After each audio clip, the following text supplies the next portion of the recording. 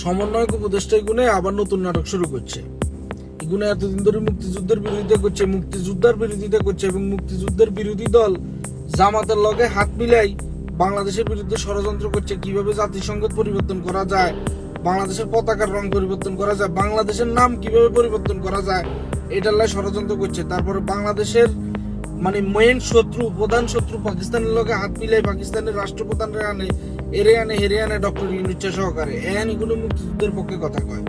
কিনলে কয় বিকজ ইগুনের যে মুক্তিযুদ্ধ বিরোধী মনোভাব এবং কর্মকাণ্ড বাংলাদেশের মানুষ ঘৃণাভাবে এগুলো প্রত্যাখ্যান করছে। বাংলাদেশের মানুষ এগুলো আর মানি লন না।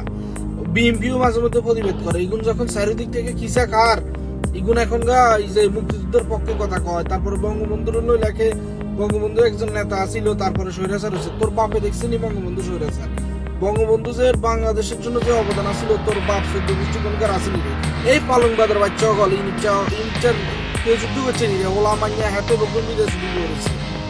তোরা মুক্তিযুদ্ধের পক্ষে কথা বলে বাংলাদেশের মানুষগুলো মানলি বলি, তোরা যে স্বাধীনতা বিরোধী শক্তি এটা তো তোরা প্রমাণ করছো। তোরা রাজাকার লয় রাজনীতি করে, রাজাকাররে দেশের দায়িত্ব দিতে চাস। তোরা আমাদের চিরশত্রু পাকিস্তান রানি দেশের জন্য এই বন্ধু মিত্র দেশ বানাইতে চাস, ভারতের বিরুদ্ধে করি। কর ভারতের বিরোধিতা, তাহলে পাকিস্তানের লোক কি বন্ধুত্ব করবে? তোরা বকুন যেখানে আসো, বকুন হলো শিবিরের জন্য আর হলো মুক্তিযুদ্ধ বিরোধী জামাতের বাচ্চা হলো। তোরা এগুলো তো সাধারণ ছাত্র মাত্র কিছুই না।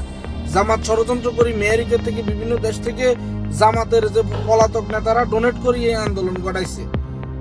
তোরা মুক্তিযুদ্ধের পক্ষে কথা কবি, তোরা মুক্তিযুদ্ধের কোটা দিতে কইছে কিনলে এর নাতিয়ন্তি কাজ করবো কিনলে এটার লাই তোরা আন্দোলন করলি।